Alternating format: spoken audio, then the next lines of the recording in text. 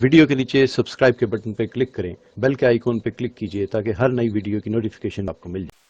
قریب ہو کر بیٹھ جائیں، جو حضرات قرآن پڑھنا جانتے ہیں وہ قرآن لے کر بیٹھیں۔ ابھی آپ کے سامنے پارہ 27 سورہ واقعہ کی آیت نمبر 60 پر 8 سے 68 سے جو ہے تلاوت کی جا رہی ہے۔ اعوذ باللہ من الشیطان الرجیم، بسم اللہ الرحمن الرحیم۔ افرأیتم الماء الذی تشربون أأنتم أنزلتموه من المزن أم نحن المنزلون لو نشاء جعلناه أجاجا فلولا تشكرون أفرأيتم النار التي تورون أأنتم أنشأتم شجرتها أم نحن المنشئون نحن جعلناها تذكرة ومتاعا للمقوين فسبح باسم ربك العظيم فلا أقسم بمواقع النجوم وإنه لقسم لو تعلمون عظيم إنه لقرآن كريم في كتاب مكنون لا يمسه إلا المطهرون تنزيل من رب العالمين أفبهذا الحديث أنتم مدهنون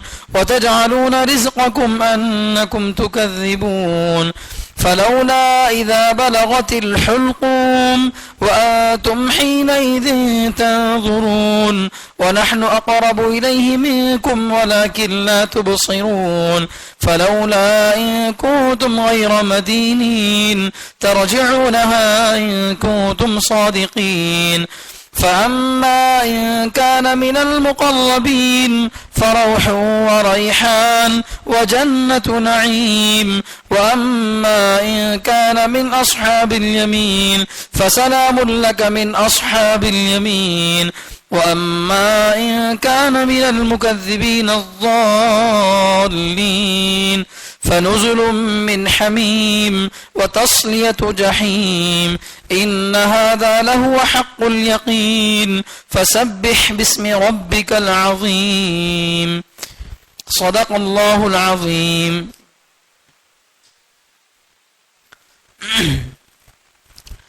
ابھی جو آیتیں آپ کے سامنے پڑھی گئی ہیں، ان آیتوں میں اللہ تبارک و تعالی شروع میں پانی اور آگ کی مثال دے کر یہ سمجھانا چاہتے ہیں کہ اللہ بڑی قدرت والے ہیں۔ اللہ کی یہ جو پیدا کی ہوئی چیز پانی یا آگ ہے، اس میں غور کرو تو اللہ سمجھ میں آ جائیں گے۔ پھر آگے اللہ تعالیٰ جو ہے، جو لوگ قیامت کا انکار کرتے تھے، قرآن کا انکار کرتے تھے، ان سے کہہ رہے ہیں کہ یہ قرآن جو ہے اللہ کی طرف سے اتارا ہوا کلام ہے، یہ کوئی شیطانوں کی طرف سے بولی ہوئی بات نہیں ہے، بلکہ اللہ کی طرف سے اتارا ہوا کلام ہے، لہٰذا اس کو ماننا چاہیے، اس کا انکار نہیں کرنا چاہیے۔ اور جو لوگ قیامت کو نہیں مانتے، مرنے کے بعد کی زندگی کو نہیں مانتے، تو اللہ تعالیٰ ان سے ایک سوال کر رہے ہیں، اگر قیامت نہیں ہوتی تو ہر انسان جو آیا ہے دنیا میں مرتا کیوں ہے؟ مرنا ہر ایک کا اس بات کی دلیل ہے کہ اس کو کسی اور جگہ جمع ہونا ہے۔ اور کس آدمی کی موت کس طریقے سے آئے گی؟ بہت زیادہ اللہ کا قریبی ہے، بہت بڑا اللہ والا ہے، تو اس کو اللہ تعالیٰ موت کے وقت میں کیا نعمتیں دیں گے، اور جو عام ایمان والا ہوگا اس کے ساتھ کیسا سلوک ہوگا، اور کافر کے ساتھ کیا سلوک ہوگا مرتے وقت میں، اس کا ذکر بھی اللہ تعالیٰ کر رہے ہیں۔ دیکھیے، افرأیتم، بھلا تم بتاؤ، الماء الذی تشربون، وہ پانی جو تم پیتے ہو، ماؤن کے معنی پانی، الماء الذی تشربون، وہ پانی جو تم پیتے ہو، اانتم انزلتموہ من المزن، کیا تم نے اس کو بادل سے اتارا ہے؟ کیا تم نے اس کو بادل سے اتارا ہے؟ ام نحن المنزلون، یا ہم اتارنے والے ہیں؟ بارش کو تم نے برسایا یا ہم برسانے والے ہیں؟ اللہ کوشچن کر رہے ہیں، کیا جواب ہے اس کا؟ کون اتارتے ہیں بارش؟ اللہ اتارتے ہیں، ہم بارش نہیں اتار سکتے۔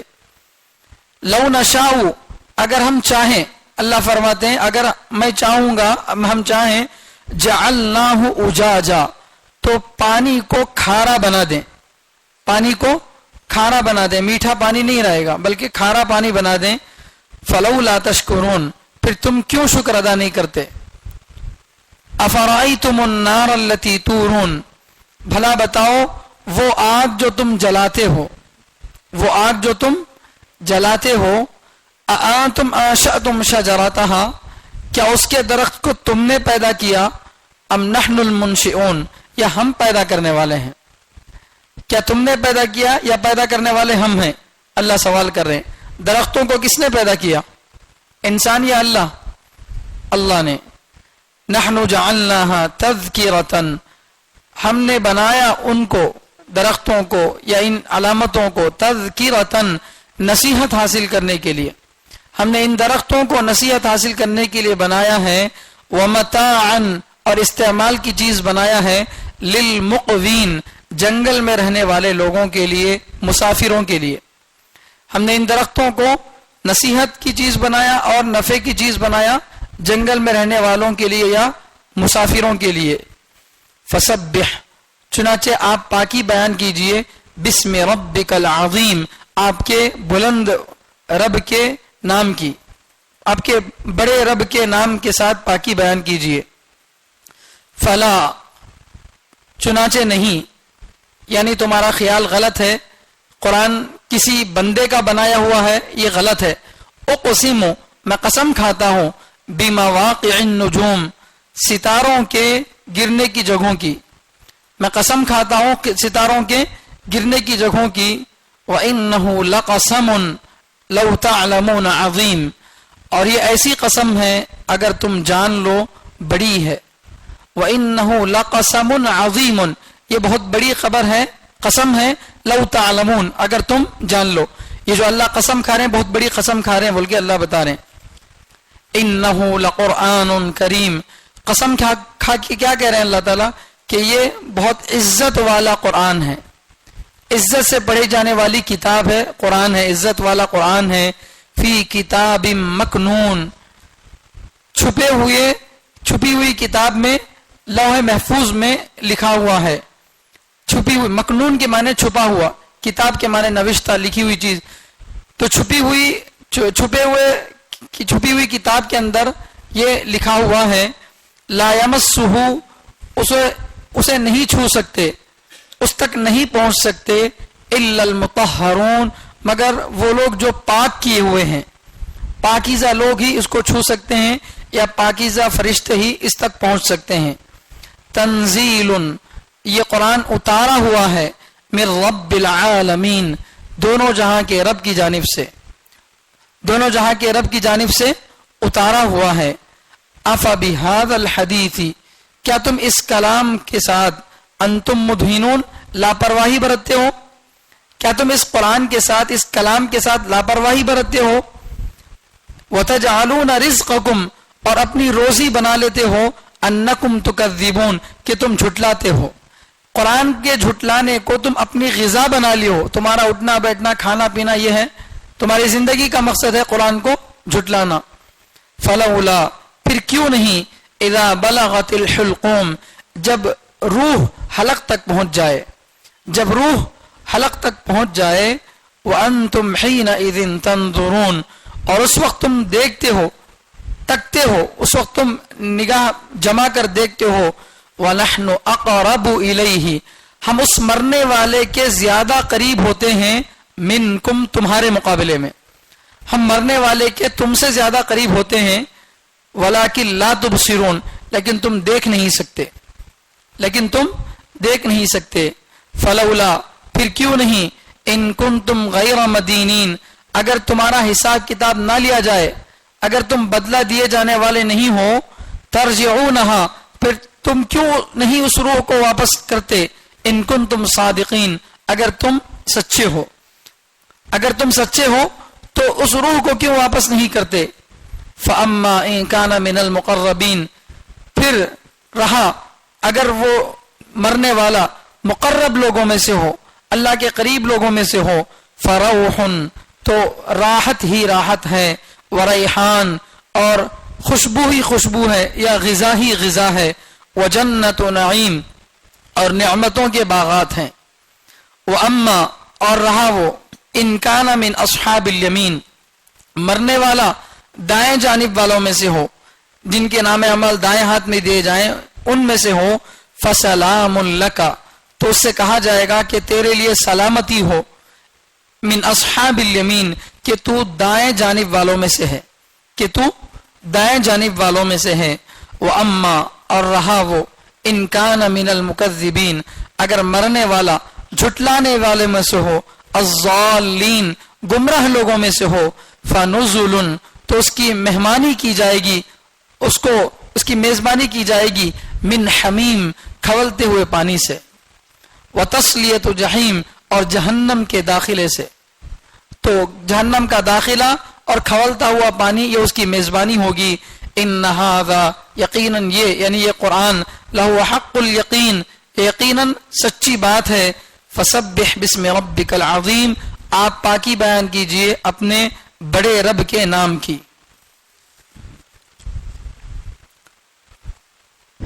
یہ سورہ واقعہ ہے, چوتھی جمعہ ہے یہ سورہ واقعہ کی تفسیر. اس سے پہلے 3 جمعوں میں سورہ واقعہ کی تفسیر آ چکی ہے. خلاصہ اس کا یہ ہے کہ اللہ تعالیٰ شروع سورہ میں یہ بات بتائے تھے کہ تمام انسانوں کی 3 قسمیں ہیں. ایک بہت زیادہ خاص اللہ کے بہت زیادہ قریبی اور ایک عام ایمان والے اور تیسرے کافر. تینوں کو کس طرح کی نعمتیں اللہ تعالیٰ دیں گے, عام ایمان والوں کو کیسی نعمتیں دیں گے اور خاص لوگوں کو کیسی نعمتیں دیں گے وہ بتائے, اور کافروں کو اللہ تعالیٰ کیسی سزا دیں گے وہ اللہ تعالیٰ جو ہے بتائے. بتانے کے بعد ابھی گزشتہ جمعہ میں جو تفسیر آئی ہے اس تفسیر میں اللہ تعالیٰ جو ہے انسان کو اپنے ایک ہونے کی دلیل پیش کر رہے, عقلی طور پر دلیل پیش کر کے بتائے. 4 باتوں کو اللہ تعالیٰ دلیل بنا کر پیش کرے ہیں. اس میں سب سے پہلے اللہ کے ایک ہونے کی دلیل یہ ہے کہ انسان اپنی پیدائش پر غور کر لے. ہم جو دنیا میں پیدا ہوئے ہیں کیا اپنے آپ پیدا ہو گئے؟ نہیں پیدا ہو سکے. ماں باپ کے ملنے کے ذریعے سے دنیا میں ہم پیدا ہوئے, لیکن ماں باپ جو ملتے ہیں اس کے بعد وہ جو منی کا قطرہ ہے اس کے اندر ماں کے پیٹ میں جب پہنچتا ہے تو ہر 40 دن میں اس کے اندر تبدیلی آتی رہتی ہے, اسے ایک اچھی صورت میں ڈھالا جاتا ہے. یہ سب کاریگری اللہ تعالیٰ کی ہے. تو اس کو دیکھ کر انسان خود اپنی پیدائش کو دیکھ کر غور کر لے کہ جب ایک مرتبہ اللہ تعالیٰ نے اس کو پیدا کیا ہے تو دوبارہ مرنے کے بعد بھی پیدا کر سکتے ہیں, لہذا اللہ کا انکار نہیں کرنا چاہیے, یہ بتائے. اور دوسرا اللہ تعالیٰ انسان کی کھانے کی چیز جو کھیتیوں سے اگنے والی چیزیں ہیں, دانا چارہ پانی جو کچھ بھی کھیتیوں میں اگتا ہے اس کو اللہ تعالیٰ جو ہے مثال دے کر بتا رہے ہیں کہ جو دانا تم کھیت میں بوتے ہو تمہارا کام تو صرف اتنا ہوتا ہے کہ زمین کو نرم کر کے دانا ڈال دیتے ہو, لیکن اس دانے کو اندر پہنچانا اور اس کے اندر سے ایک چھوٹے سے دانے کے اندر سے اتنا بڑا درخت نکالنا یہ کس کی بات ہے؟ کوئی کر سکتا ہے ایسا؟ نہیں کر سکتا. یہ صرف کس کی قدرت ہے؟ اللہ کی قدرت ہے. تو یہ 2 قدرت کی نشانیاں اللہ جو ہے پیش کر دیے. اب تیسری قدرت کی نشانی اللہ تعالیٰ پیش کر رہے ہیں کہ افرأیتم الماء الذی تشربون, بھلا بتاؤ وہ پانی جو تم پیتے ہو. ہم جو پانی پیتے ہیں اس پانی کے بارے میں اللہ تعالیٰ پوچھ رہے ہیں انتم انزلتموہ من المزن, کیا بادل سے تم نے اتارا ام نحن المنزلون, یا ہم اتارنے والے ہیں؟ بتائیے کون اتارنے والے ہیں؟ اللہ اتارنے والے ہیں. ہم بادلوں تک پانی پہنچا نہیں سکتے. اللہ تعالیٰ نے جو ہم کو پینے کا پانی دیا ندی سے, نالوں سے, موٹر سے, یہ جو پانی ہم کو پینے کا ملتا ہے یہ کیسے آتا ہے؟ بادل سمندر کی طرف جھک کر کیا کرتا ہے؟ پانی کو پیتا ہے. اور سمندر کا پانی کڑوا ہوتا ہے, کھارا ہوتا ہے. کھارا پانی جو پینے کے قابل نہیں ہوتا, تو بادل اسی پانی کو پیتا ہے.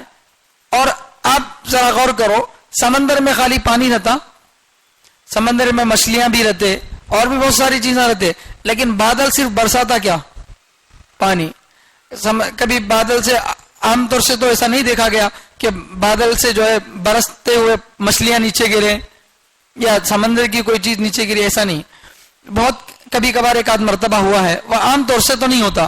تو بادل لیتا ہے پانی کو اور کھارے پانی کو لیتا ہے، لیکن اس کو فلٹر کر کے 100% فلٹر کر کے برساتا ہے. تو ایک بادل کے اندر کتنا پانی ہوتا ہے؟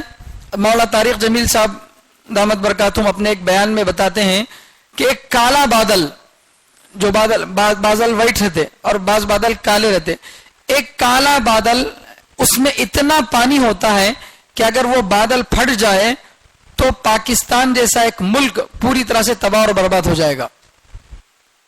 ایک چھوٹا ملک 22-25 کروڑ آبادی کا ملک پوری طرح سے برباد ہو جائے گا. ایک بادل میں اتنا پانی ہوتا ہے. تو اتنے دنیا کے بادل ہیں، ان بادلوں میں کتنے کروڑوں خربوں ٹن پانی ہے، اور ان پانی کو فلٹر اللہ کر رہے ہیں. ہے کوئی دنیا کی مشین اتنا پانی فلٹر کرنے والی؟ نہیں ہے. ہم ایک پانی کا لیٹر کا باٹل لیتے ہیں فلٹر کیا ہوا، وہ بھی پوری طرح سے فلٹر نہیں ہوتا، اس میں بیماریاں بھری ہوئی ہوتی ہیں. 20 روپے میں 50 روپے میں ہم خریدتے ہیں. اگر اللہ تبارک و تعالی پینے کا پانی مول پر دیتے تو کتنی تکلیف ہوتی؟ خرید سکتے تھے ہم. نہانے میں بکیٹ خرچ کر دے رہے ہیں، کپڑے دھونے میں خرچ کر رہے ہیں. اتنا جو ہم ضائع کر رہے ہیں پانی، یہ اس پانی کے بارے میں اللہ تعالیٰ سوال کریں گے. ثم لتسألن یومئذ عن النعیم. قیامت کے دن نعمتوں کے بارے میں پوچھا جائے گا. نعمتوں میں سے سب سے پہلے اللہ تعالیٰ پانی کے بارے میں سوال کریں گے کہ اتنا پانی تم کو دیا تھا تو اس میں سے کتنا ضرورت میں استعمال کیا اور کتنا بیکار کیا. تو اس لیے پانی اللہ کی بہت بڑی نعمت ہے. ہمارے علاقوں میں پانی بہت زیادہ ملتا ہے تو اس لیے ہم پانی بہت برباد کرتے ہیں. تو اس کی قدر کرنا چاہیے. تو الغرض اللہ تعالیٰ یہ پوچھ رہے ہیں کہ جو پانی تم پیتے ہو اس پانی کو کیا تم بادل سے برسائے؟ ایسی کوئی لکڑی ہے کیا جس کو بادل کو ٹھوکنے سے جو ہے بادل میں سے پانی برسا؟ ایسا ہے؟ نہیں ہے. اتارنے والے کون ہیں؟ اللہ ہیں. تو اللہ تعالیٰ فرماتے ہیں کہ جب پانی تمہارا پینے کا میں اتارتا ہوں، اگر میں اتارنا بند کر دوں یا پانی کو میٹھا کرنا بند کر دوں تو کیا کر لو گے؟ اسی کو اللہ تعالیٰ فرما رہے ہیں لو نشاء جعلناہ اجاجا. اگر ہم چاہتے تو ہم اس کو کڑوا بنا دیتے، کھارا بنا دیتے. پانی کو کیا کرتے؟ کھارا بنا دیتے. فلولا تشکرون. پھر تم کیوں شکر ادا نہیں کرتے؟ اللہ اگر چاہتے تو ہمارے لیے میٹھا پانی نہیں رکھتے تو کتنی بڑی تکلیف ہوتی. کھارا پانی آدمی پی سکتا ہے؟ نہیں پی سکتا. تو یہ جو ہم پانی پی رہے ہیں بے تحاشا دن بھر، اس میں سے ایک ایک قطرہ، ایک ایک جو ہے پانی کا قطرہ جو ہے اللہ تعالیٰ کے شکر ادا کرنے کے قابل ہے کہ اللہ تعالیٰ کی رحمت کی وجہ سے یہ پانی جو ہے.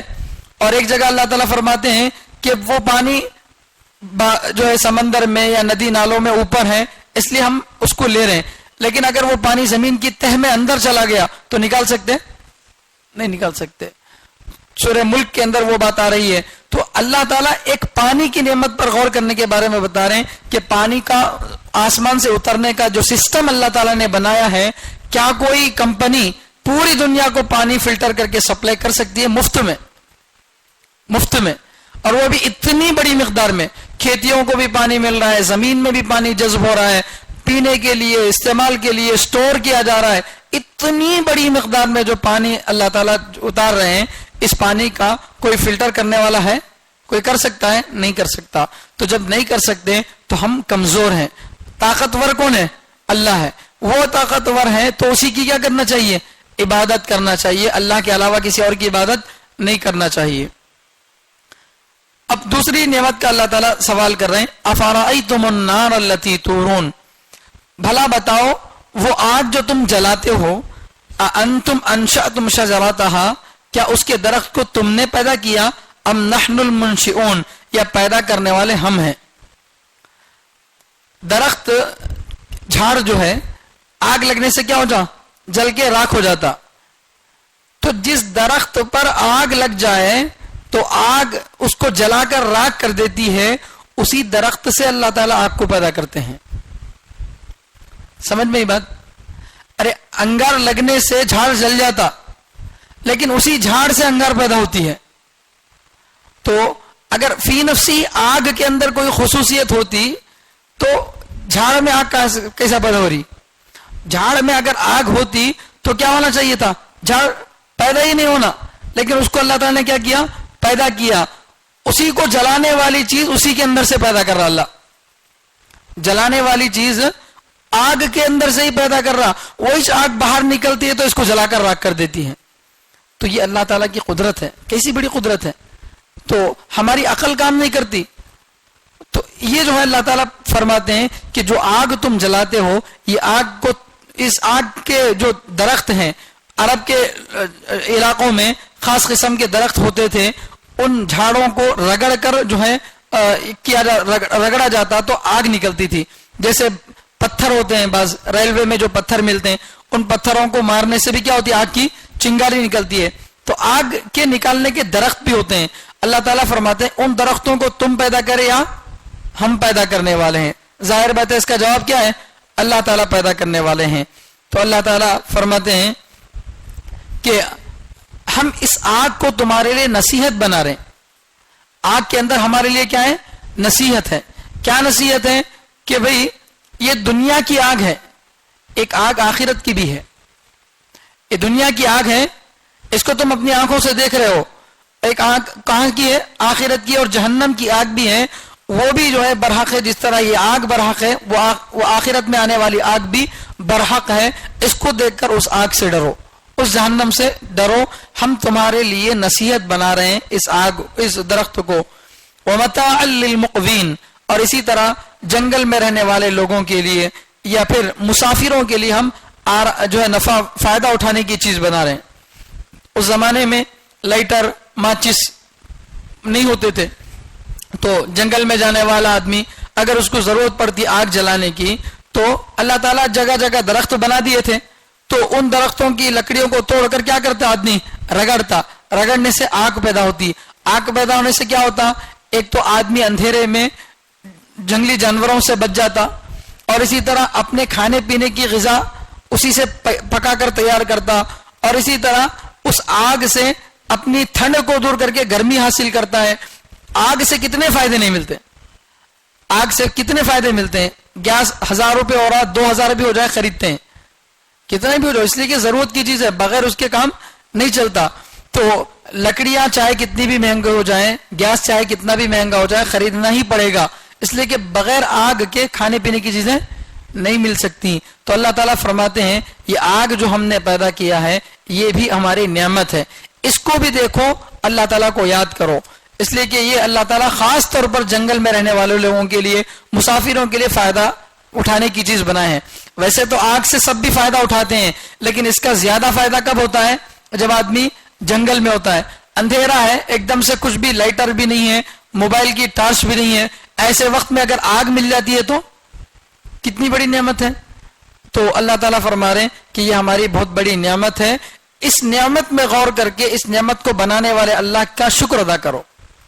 مخلوق کو دیکھ کر خالق تک پہنچنا یہ قرآن کا مقصد ہے. اللہ تعالیٰ یہ ساری چیزوں کو جو ہم اپنی آنکھوں سے دیکھ رہے ہیں ان سب چیزوں کو مثال کے طور پر بتا رہے ہیں کہ اس میں غور کرو, اس میں غور کرو, اس میں غور کرو, اس میں غور کرو.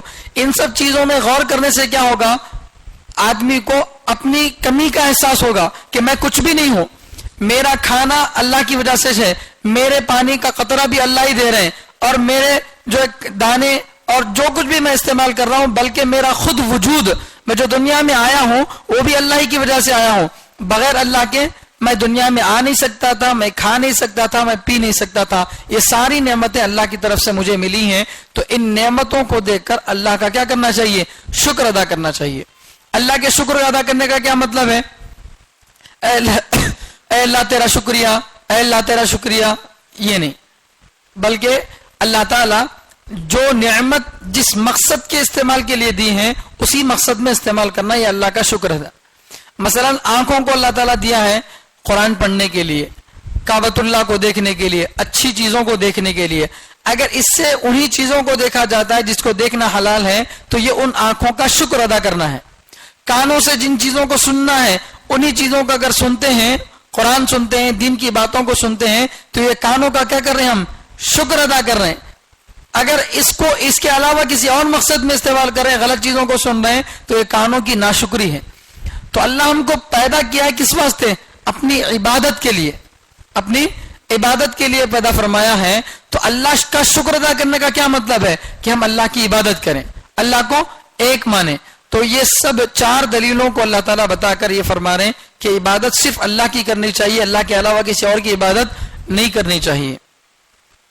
پھر آگے اللہ تعالیٰ جو ہے قسم کھا کے کہہ رہے ہیں فسبح بسم ربک العظیم, چنانچہ جب اتنی بڑی نعمتیں تم کو دی ہیں تو اللہ کی تسبیح بیان کرو, سبحان ربی الاعلی یا سبحان اللہ وبحمدہ, جتنی بھی تسبیحات ہیں ان تسبیحات کو پڑھو, سبحان اللہ, اس کو بار بار پڑھنا چاہیے, اس لیے کہ سبحان اللہ کا معنی کیا, اللہ تو پاک ہے. سبحان کے معنی پاک, اللہ ہر عیب سے, ہر کمی سے, ہر نقصان سے کیا ہے, پاک ہے.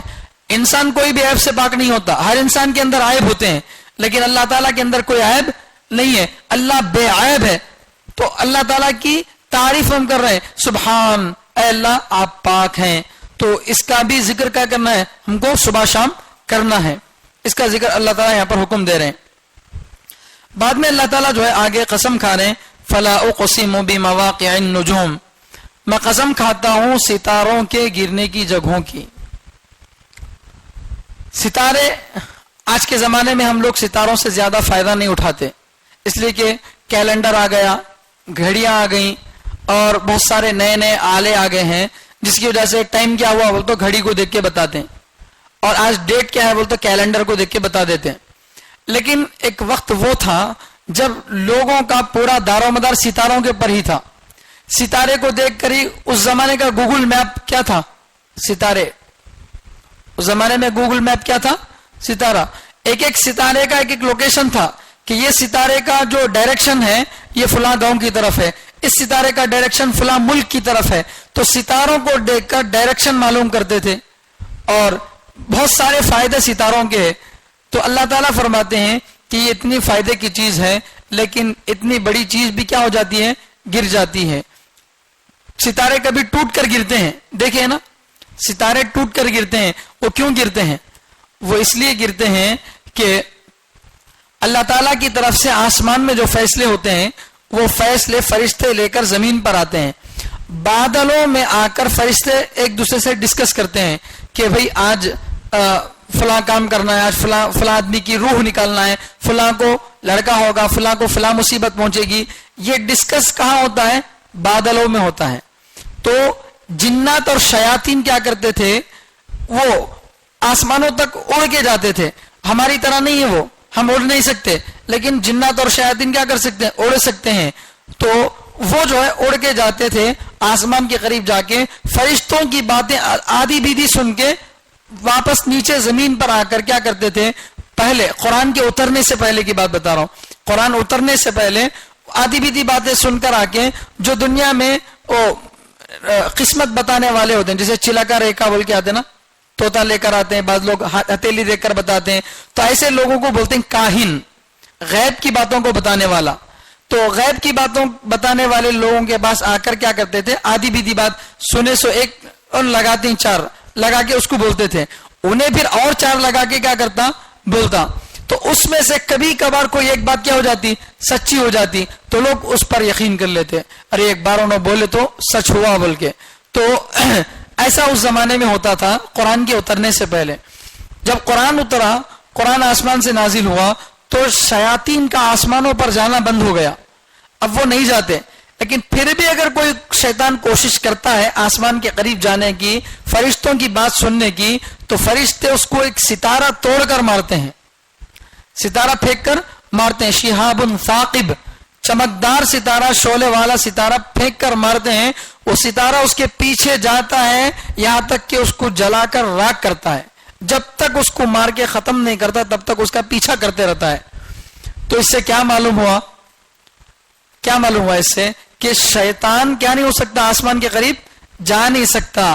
اگر جانے کی کوشش کرا تو بھی ستارے گرتے ہیں, ستارے گرتے ہیں, گر کر کیا کرتے ہیں, اس کو جلا کر راکھ کر دیتے ہیں. تو اب اللہ تعالیٰ یہ کہنا چاہتے ہیں کہ یہ جو قرآن اللہ تعالیٰ اتارے ہیں یہ کسی شیطان کی بات نہیں ہے, کسی جنات کی بات نہیں ہے, بلکہ یہ اللہ کا کلام ہے, اللہ کی طرف سے اتاری ہوئی بات ہے, کسی شیطان کی بات نہیں ہے. کیونکہ اگر یہ شیطان کی بات ہوتی تو شیطان تو آسمان کے قریب جا ہی نہیں سکتا, آسمان کے قریب جا ہی نہیں سکتا. جب جا نہیں سکتا تو یہ باتیں سن کر کیسے آئے گا.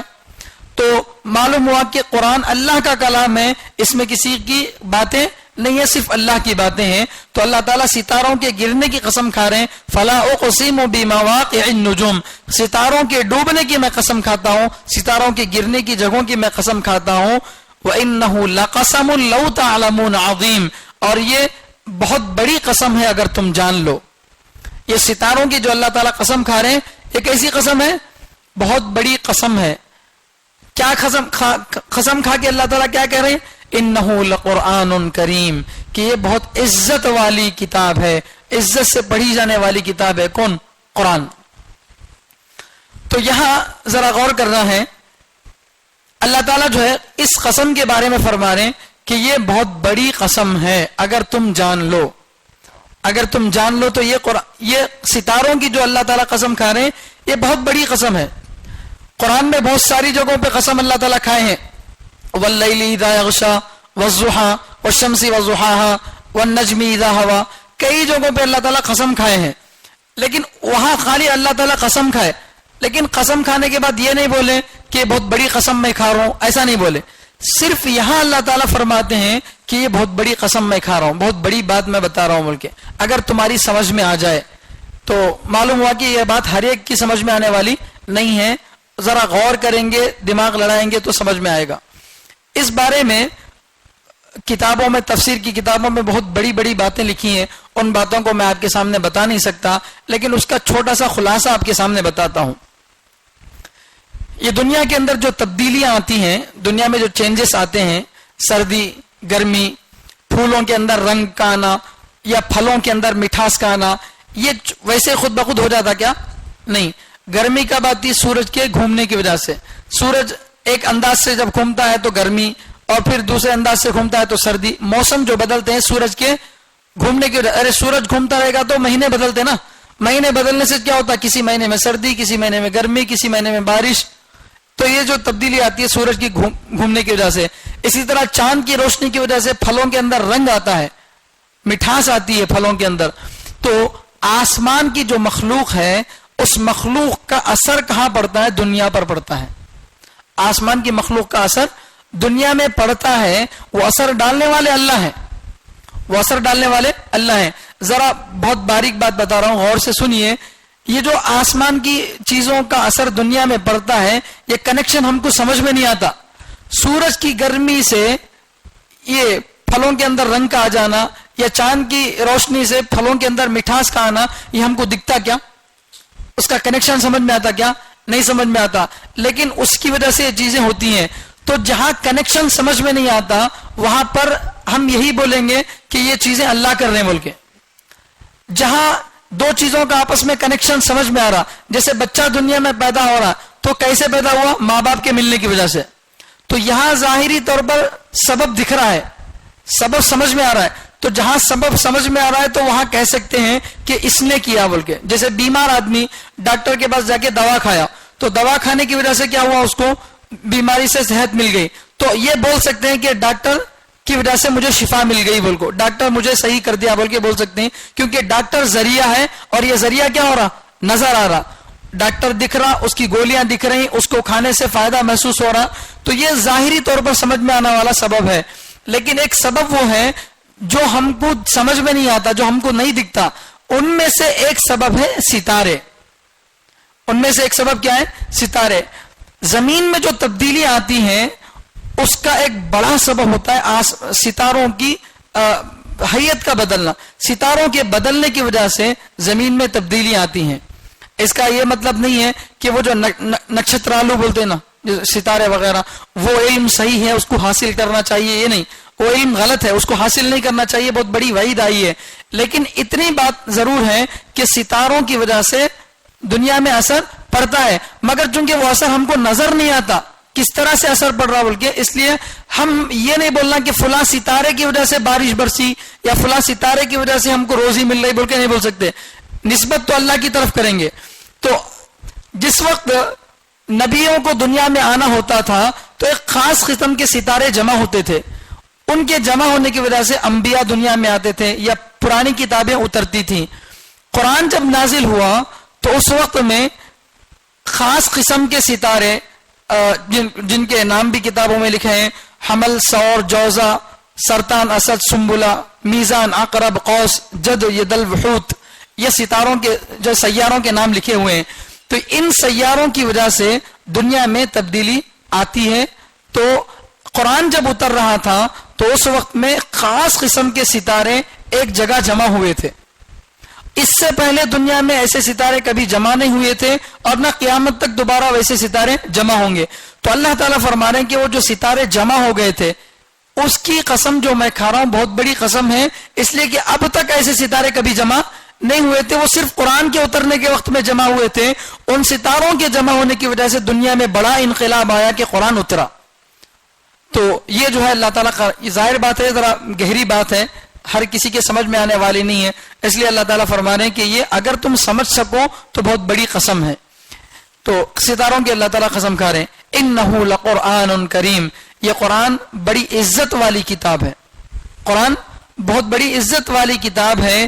فی کتاب مکنون، پوشیدہ کتابوں میں، پوشیدہ نوشتے میں لکھی ہوئی ہے. یہ جو قرآن ہم پر اترا ہے، دنیا میں ہم جو پڑھ رہے قرآن، یہ اصل میں کہاں تھا؟ لوح محفوظ میں تھا پہلے سے. لوح کے معنی تختی، محفوظ کے معنی سیف. تو ایک سیف تختی میں اللہ تعالیٰ جو ہے اس کو رکھے تھے قرآن اترنے سے پہلے. وہ تختی ایسی محفوظ تھی کہ اس تختی کے پاس کوئی جن نہیں پہنچ سکتا تھا، کوئی انسان نہیں پہنچ سکتا تھا، کوئی شیطان نہیں پہنچ سکتا تھا. وہاں صرف جانے کا کس کو اختیار تھا؟ فرشتوں کو، جو پاکیزہ مخلوق ہے اور جو کبھی اللہ کی نافرمانی نہیں کر سکتی. تو اللہ تعالیٰ فرماتے ہیں کہ یہ قرآن ایک پاکیزہ اور چھپی ہوئی کتاب میں لکھا ہوا تھا، تو لہذا اس کو کوئی شیطان چرا کر نہیں لا سکتا، کوئی جن چرا کر نہیں لا سکتا، اس لیے کہ ایک محفوظ جگہ پہ، چھپی ہوئی جگہ پہ تھا. وہاں سے اللہ تعالیٰ نے کیا کیا؟ دنیا میں اتارا ہے. فی کتاب مکنون لا یمسہ الا المطہرون، اس کو پاک کیے ہوئے لوگ ہی چھو سکتے ہیں. اس آیت کے دو مطلب ہیں. ایک مطلب تو یہ ہے کہ مطہرون سے مراد فرشتے، اور لا یمسہ کا معنی اس صورت میں ہوگا کہ فرشتے ہی قرآن تک پہنچ سکتے، اس لوح محفوظ تک پہنچ سکتے ہیں. جس جگہ پر قرآن کریم کا ریکارڈ رکھا گیا ہے اس ریکارڈ کی جگہ تک کون پہنچ سکتے ہیں؟ صرف فرشتے ہی پہنچ سکتے ہیں.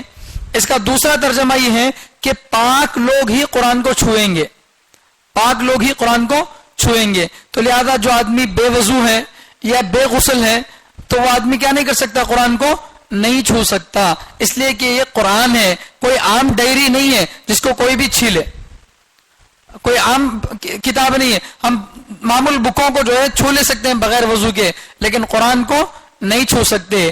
تو کیوں؟ اس لیے کہ یہ اللہ کا کلام ہے، اس کی عزت اپنی جگہ پر ہے. تنزیل من رب العالمین، یہ اللہ کی جانب سے، دونوں جہاں کے رب کی جانب سے اتارا ہوا ہے. افبہذا الحدیث انتم مدہنون، کیا اس کلام کے بارے میں تم لاپرواہی برتتے ہو؟ وتجعلون رزقکم انکم تکذبون، اور اپنی روزی، اپنی غذا اس بات کو بنا لیے ہو کہ تم قرآن کو جھٹلاتے رہتے ہو. ان آیتوں کا مطلب یہ ہے کہ اللہ کا جو کلام ہے قرآن، یہ بہت ہی بڑا عزت والا قرآن ہے. دنیا کے اندر ہر زمانے میں، اللہ کے نبی صلی اللہ علیہ وسلم کے زمانے کے بعد سے ہر زمانے میں لوگوں نے یہ کوشش کی ہے کہ قرآن کو بدنام کیا جائے. قرآن کے اندر جہاد کی آیتیں ہیں، قرآن میں یہ ہے، قرآن میں وہ ہے، ایسا کر کے قرآن کو بدنام کرنے کی کوشش کریں. ان کا اٹھنا بیٹھنا، ان کی زندگی کا مقصد ہی قرآن کو جھٹلانا. اور لیکن یہ جتنا جھٹلانے کی کوشش کریں گے اتنا زیادہ قرآن لوگوں کو سمجھ میں آتا رہے گا. کیوں؟ اس لیے کہ قرآن کے بارے میں جب غلط غلط باتیں اٹھائیں گے تو لوگ سوچیں گے کہ کیا واقعی قرآن کے اندر ایسی باتیں ہیں؟ تو قرآن کھول کے دیکھے تو سمجھ میں آ رہا کہ ایسی کوئی بات قرآن میں نہیں ہے. تو اس سے کیا ہوا؟ ہم سمجھ رہے ہیں کہ انہیں وہ قرآن کو بدنام کر رہا ہے، لیکن اللہ تعالیٰ غیبی طور سے انتظام کر رہا ہے کہ اس سے لوگ اور قرآن سے کیا ہو رہے ہیں؟ قریب ہو رہے ہیں. تو آج کے زمانے میں بھی اللہ کے نبی صلی اللہ علیہ وسلم کو بدنام کرنے کی کوشش کی جا رہی ہے، قرآن کو بدنام کرنے کی کوشش کی جا رہی ہے، صحابہ کو بدنام کرنے کی کوشش کی جا رہی ہے. ان غلط حرکتوں سے ہونے والا کچھ نہیں ہے، اس لیے کہ قرآن کی کوئی عزت کرے نہ کرے یہ اپنی جگہ عزت والا ہے، یہ اللہ کے پاس محفوظ ہے، اسے پاکیزہ لوگ ہی چھو سکتے ہیں، اس کا مقام اپنا الگ ہے. اس کو کوئی اپنی گھٹیا زبان سے بول کر بدنام نہیں کر سکتا. تو اللہ جو ہے فرما رہے ہیں کہ بہت مقدس کلام ہے, اس کو پاکیزہ لوگ ہی چھو سکتے ہیں. تو ابھی میں مسئلہ بتایا کہ بغیر وضو کے کیا نہیں کر سکتے, کہ تو قرآن کو نہیں چھو سکتے. یہاں کچھ مسئلے ہیں. قرآن جیسے یہاں رکھا ہوا ہے تو اس میں ایک پیپر ہے جس کو میں کھول کر آپ لوگوں کے سامنے پڑھ رہا ہوں. اس کو اگر چھونا ہو تو پھر وضو ہونا ضروری ہے, لیکن یہ قرآن کا اٹا ہے اوپر والا, بغیر وضو کے اس کو چھو سکتے کیا؟ تو اس کو بھی نہیں چھو سکتے. کیوں؟ اس لیے کہ یہ قرآن سے اٹیچ ہے, قرآن سے جڑا ہوا ہے, الگ نہیں ہے قرآن سے. ٹھیک ہے, قرآن کے اوپر جزدان ہوتا ہے کپڑا, وہ قرآن سے بالکل الگ ہوتا ہے. اگر کبھی ضرورت پڑے تو مجبوری میں اس جزدان کو چھو سکتے ہیں, لیکن وہ بھی احتیاط کے خلاف ہے. تب بھی قرآن کو جزدان کے ساتھ چھونا ہو تو بھی کیا کرنا ہے؟ پاکیزہ ہو کر ہی چھونا ہے, لیکن ضرورت کی صورت میں جائز ہے. اپنے کرتے سے اٹھا کے ایسا پکڑ لیے یا اپنی آستین کو نکال کے ایسا پکڑ لیے بے وضو آدمی, جائز نہیں ہے. اگر قرآن کو چھونا ہی ہے بغیر وضو کے تو الگ سے باہر کا کوئی کپڑا لے کر کیا کر سکتے ہیں؟ اس کو چھو سکتے ہیں. یہ بھی بے ادبی ہے. احتیاط تو اسی میں ہے کہ وضو کر کے ہی چھوا جائے, لیکن پانی نہیں ہے, سہولت نہیں ہے, تو ایسی صورت میں غلاف الگ ہونا چاہیے. تو اس صورت میں جو چھو سکتے ہیں, ورنہ یہ جو بینڈنگ کر کے قرآن رہتا اس کو اوپر سے نہیں چھو سکتے. اسی طرح موبائل کے اندر بھی قرآن کا ایپ ہوتا ہے, موبائل میں ایپ قرآن کا ہے, تو اس کے بارے میں بھی علماء لکھ رہے ہیں کہ موبائل میں اگر قرآن ہے تو جب اسکرین کھول کے پڑھ رہے ہیں تو اس وقت میں وہ اسکرین کو ٹچ کرنا جائز نہیں ہے, لیکن اس اسکرین کے علاوہ دوسری جگہ ہے تو وہاں پر جو ہے آپ قرآن کو چھو سکتے ہیں. مثال کے طور پر میں بتا رہا ہوں,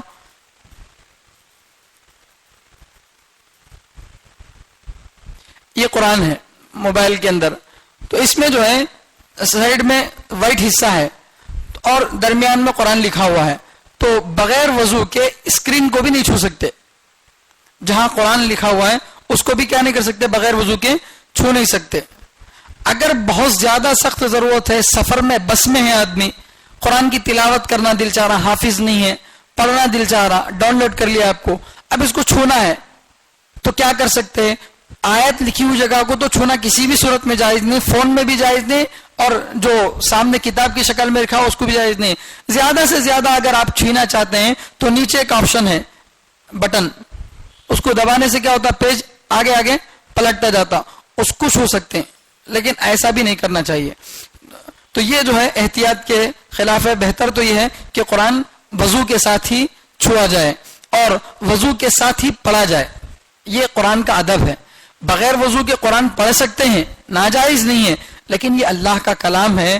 ہم قرآن کی آیت کو پڑھنے کے لیے 1000 بار بھی اپنے منہ کو عطر سے دھوئیں گے تو بھی ہماری زبان گندی ہوگی. اللہ کا کلام اس سے بھی زیادہ پاکیزہ ہے.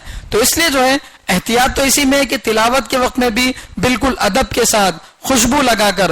ہمارے بزرگوں کے بارے میں ہم نے سنا ہے کہ حدیث پڑھتے وقت میں بھی اسی طرح سے کرتے تھے.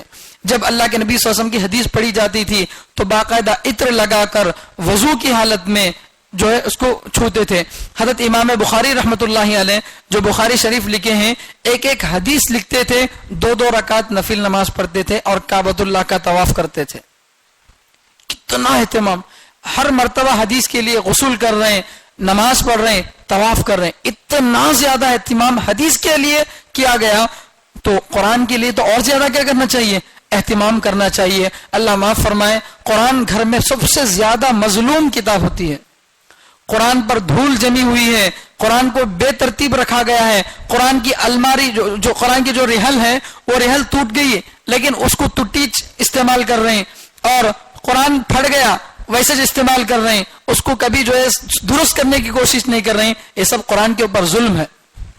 تو اس لیے قرآن کا بہت زیادہ ادب کرنا چاہیے, اور سب سے بڑا ادب قرآن کا یہ ہے کہ اس کو نکال کر پڑھتے رہنا چاہیے.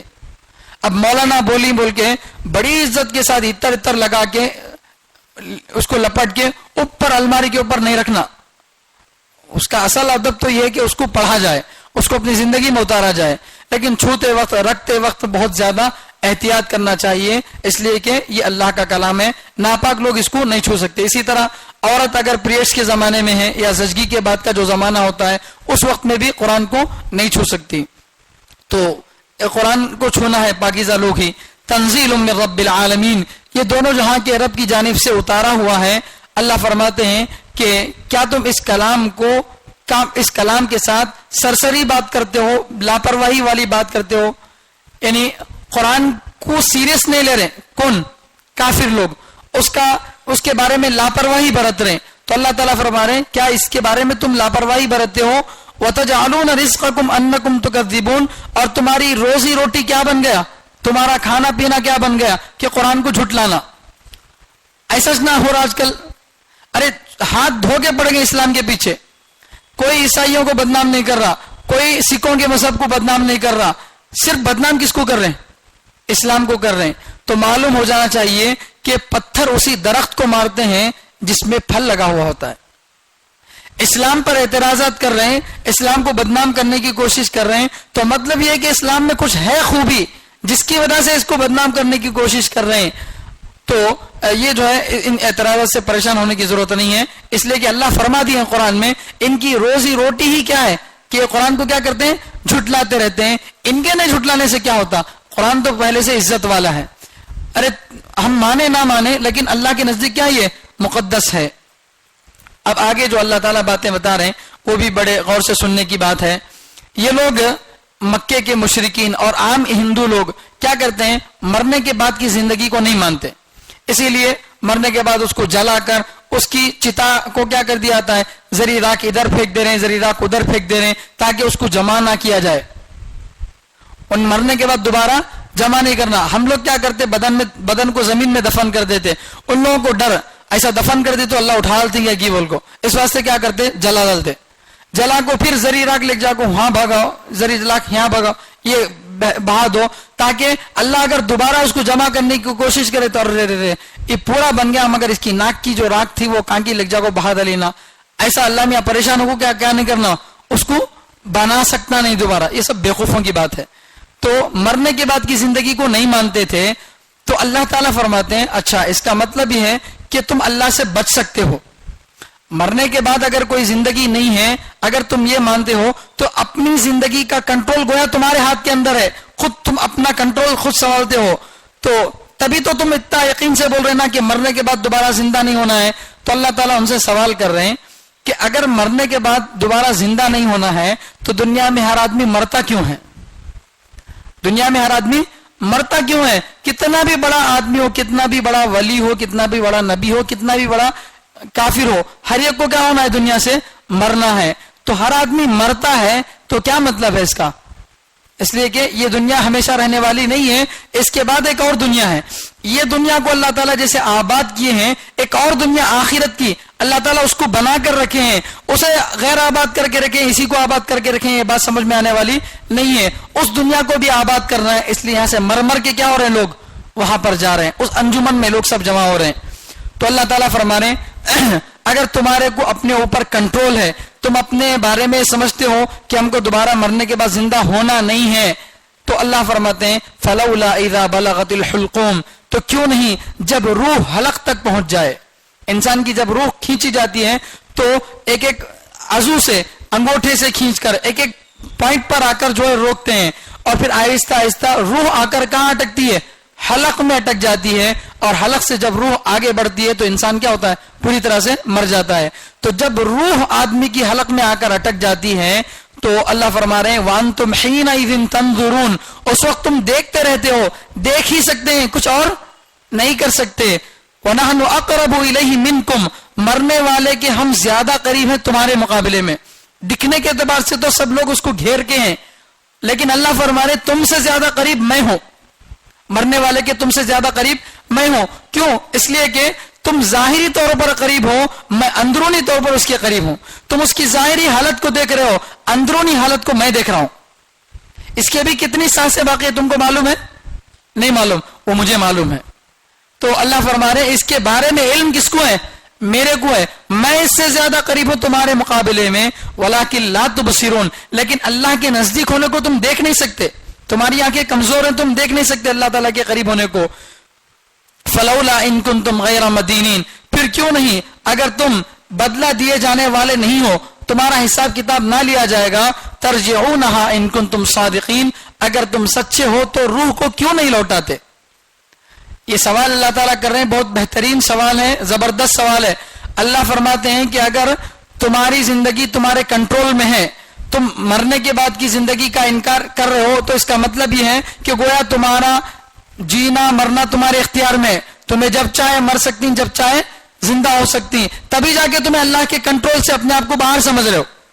ارے اللہ تم کو اگر پیدا کیا ہے بول کے مانتے تو اللہ کے اوپر اپنی مرضی کو چھوڑ دیتے. اللہ کو معلوم ہمارا پیدا ہونا کب ہے، اللہ کچھ معلوم ہم کب مریں گے بول کے. تمہیں کیا بول رہی، دوبارہ ہمیں زندہ نہیں ہوتے بول کے بول رہے ہیں. اتنا یقین سے بول رہی تو گویا تمہارا کنٹرول تمہارے ہاتھ میں ہے، تمہارا کنٹرول تمہارے ہاتھ میں ہے. تو اللہ تعالیٰ پوچھ رہے ہیں کہ اگر تمہارا کنٹرول تمہارے ہاتھ میں ہے تو جو مر رہا ہے اس کو تم دیکھتے ہی رہتے ہو لیکن اس کو بچا نہیں سکتے، اس کی روح کے نکلنے کو روک نہیں سکتے. اگر کسی کی روح نکل جاتی ہے تو واپس لا کے اس میں ڈال نہیں سکتے. تو تمہاری کمزوری، تمہاری جو ہے بے طاقتی سب یہاں پر سامنے نظر آ جاتی ہے. دنیا میں اللہ تعالیٰ ایک ایک آدمی کی موت پر یہ جتلاتے ہیں کہ قدرت والا میں ہوں، تم قدرت والے نہیں ہو. بڑے بڑے ڈاکٹر خود مرتے ہیں، جو سب بیماروں کا علاج کرے خود اپنا علاج نہیں کر سکے. کورونا کے ٹائم پہ ایک ڈاکٹر 100 مریضوں کو اچھا کر دیا، پازیٹیو لوگوں کو، خود پازیٹیو ہوا تو اپنے آپ کو بچا نہیں سکا. جو دوسروں کو بچا سکتا اپنے کو نہیں بچا سکا. کیوں؟ اس لیے کہ ہمارا کنٹرول ہمارے ہاتھ میں نہیں ہے، وہ اللہ کے قبضے میں ہے. تو اللہ تعالیٰ فرماتے ہیں اگر تمہارا کنٹرول تمہارے ہاتھ میں ہے تو کسی آدمی کو مرنے سے روک کے دکھاؤ، یا کوئی آدمی مر گیا تو واپس اس کو زندہ کر کے دکھاؤ. کر سکتے؟ نہیں کر سکتے. کیوں نہیں کر سکتے؟ کمزور ہو تم، تمہارے اندر طاقت نہیں ہے. تو لہذا اللہ کی طاقت کو مانو.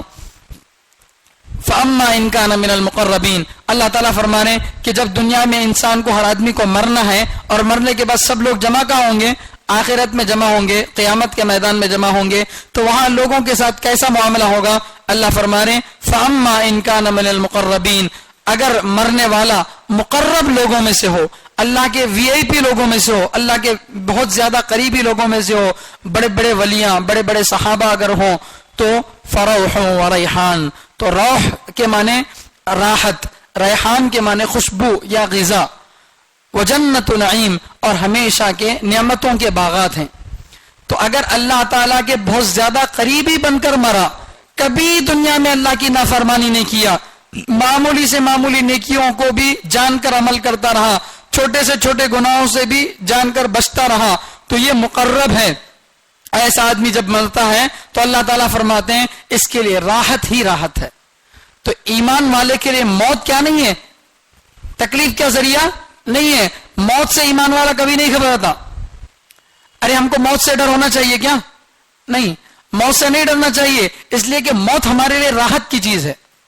دنیا کے غموں سے نجات مل جائے گا، دنیا کی تکلیفوں سے نجات مل جائے گا. اب ہمیشہ کی نعمتیں ہم کو ملیں گی. تھوڑے دن ایگزام ہال میں ہم گزار لیے، اب ہمیشہ ہمارے لیے کیا ہے؟ بہترین رزلٹ اللہ تعالیٰ رکھے ہیں. تو اگر مرنے والا مقرب لوگوں میں سے ہوگا تو اللہ فرما رہے ہیں اس کے لیے راحت ہی راحت ہوگی، خوشبو ہی خوشبو، غذائیں ہی غذائیں، اور نعمتوں کے باغات ہوں گے. وَأَمَّا إِن كَانَ مِنَ أَصْحَابِ الْيَمِينَ. اور اگر مرنے والا دائیں جانب والے لوگوں میں سے ہوگا، یعنی جن لوگوں کو نامہ اعمال سیدھے ہاتھ میں دیا جائے گا، جو جنت میں جانے والے عام ایمان والے ہوں گے، ان میں سے ہوگا، تو فَسَلَامٌ لَكَ مِنْ أَصْحَابِ الْيَمِينَ. تو اس سے فرشتے کہیں گے السلام علیکم، تمہارے لیے سلامتی ہو. فرشتے اس سے کہیں گے تیرے لیے سلامتی ہو، تو بچ گیا. کلمے پر تیری موت ہوئی تو کیا ہو گیا؟ بچ گیا. سلام لک، تیرے لیے سلامتی ہے، من اصحاب الیمین، کیونکہ تو ان لوگوں میں سے جن کا نامہ اعمال، جن کا رزلٹ کس میں دیا گیا؟ رائٹ ہینڈ میں دیا گیا، سیدھے ہاتھ میں دیا گیا. تو کسی کا نامہ اعمال سیدھے ہاتھ میں ملتا ہے تو اس کا مطلب یہ کہ وہ جنت میں جائے گا. تو اللہ تعالیٰ فرماتے ہیں ان دو لوگوں کا انجام تو بہت اچھا ہوگا. وَأَمَّا إِن كَانَ مِنَ الْمُكَذِّبِينَ الضَّالِّينَ. اور رہا وہ اگر وہ جھٹلانے والوں میں سے ہے، گمراہ لوگوں میں سے ہے، زندگی بھر اللہ کا انکار، قیامت کا انکار، نبی کا انکار، اسلام کی بے عزتی کرنے میں زندگی گزارا اور زندگی کو اصل رخ سے ہٹا لیا، گمراہ ہو گیا، فَنُزُلٌ مِّنْ حَمِيمٍ. تو اللہ تعالیٰ فرما رہے ہیں ایسے آدمی کی مہمان نوازی ہم کریں گے. کیسے؟ من حمیم، کھولتے ہوئے پانی سے. کوئی مہمان کو گھر میں کھولتا ہوا پانی دیتا؟ ارے گیسٹ آئے تو کیا کرتے؟ ٹھنڈا اسپرائٹ لے جا کے دیتے، یا کوئی بھی کھانے پینے کی چیز ہے گرم گرم کھولتا صبح لے جا کے دیتے پی کو مرو بول کے نہیں. تو اللہ تعالیٰ فرما رہے ہیں اگر اللہ کا انکار کر کے دنیا میں آئے ہیں تو پھر فنزل من حمیم، ایسے لوگوں کو کھولتے ہوئے پانی سے مہمان نوازی کی جائے گی، وتصلیۃ جحیم، اور جہنم میں داخل کیا جائے گا. اللہ اکبر. یہ جہنم کا داخلہ ہمیشہ ہمیشہ کے لیے ہوگا اور وہ جہنم سے کبھی نکلنے والے نہیں ہوں گے، کیونکہ ان کا نامہ اعمال کس میں دیا گیا؟ بائیں ہاتھ میں دیا گیا. یعنی مطلب یہ ہے کہ اب وہ ہمیشہ کے لیے جہنم میں رہیں گے. تو ان لوگوں کے لیے بڑی ناکامی ہے. ان ھذا لہو حق الیقین، یقیناً حق باتیں ہیں. یہ جو قرآن بتا رہا ہے مرنے کے بعد کی زندگی ہے، اور یہ جو مرتے وقت میں انسان کی حالتیں ہیں اور انسانوں کی 3 قسمیں ہیں، یہ ساری باتیں جو قرآن کریم بتا رہا ہے یہ کوئی ایسے ہی بولی ہوئی باتیں نہیں ہیں، برحق اور سچی باتیں ہیں. یہ سب ہونے والی ہیں. جس طرح سے دنیا میں بہت ساری چیزوں کو تم اپنی آنکھوں سے دیکھ رہے ہو، اللہ تعالیٰ کی قدرتوں کو تم دیکھ رہے ہو کہ اللہ تعالیٰ یہ سب چیزوں کو کر رہے ہیں، بارش کو برسا رہے ہیں، آگ کو پیدا کر رہے ہیں، ان چیزوں کو تم دیکھ رہے ہو. کچھ چیزیں وہ جو تم دیکھ نہیں سکتے لیکن ان میں اللہ پر ایمان لانا ضروری ہے. تو یہ برحق چیزیں ہیں. فسبح بسم ربک العظیم، اے نبی آپ تسبیح بیان کیجئے اپنے جو ہے بڑے رب کے نام کی، اللہ تعالیٰ کے نام کی کیا کیجئے؟ تسبیح بیان کیجئے. سبحان ربی الاعلی یا سبحان اللہ، یہ جو الفاظ ہیں تسبیح کے، ان الفاظ کو ہم کو کثرت سے پڑھنا چاہیے. صبح 100 مرتبہ، شام میں 100 مرتبہ، یا اٹھتے بیٹھتے چلتے پھرتے اس تسبیح کو پڑھنا چاہیے، اس لیے کہ اس کا ثواب بھی بہت زیادہ ہے. اور آدمی گویا یہ اقرار کر رہا ہے کہ میرے پاس کچھ نہیں ہے، میں عیبوں سے بھرا ہوا ہوں، اللہ بے عیب ہے، اللہ کے اندر کوئی کمی نہیں ہے، اللہ ساری قدرتوں والا ہے بول کے آدمی اقرار کرتا ہے. تو اس کو اللہ تعالیٰ جو ہے بار بار دوبارہ یاد دہانی کرا رہے ہیں. اللہ تعالیٰ سے دعا ہے کہ اللہ تعالیٰ ہم سب کو کہنے سننے سے زیادہ عمل کرنے کی توفیق عطا فرمائے. سبحان اللہ و بحمدہ، سبحانک اللہم و بحمدک، ونشہد ان لا الہ الا انت ونستغفرک ونتوب الیک.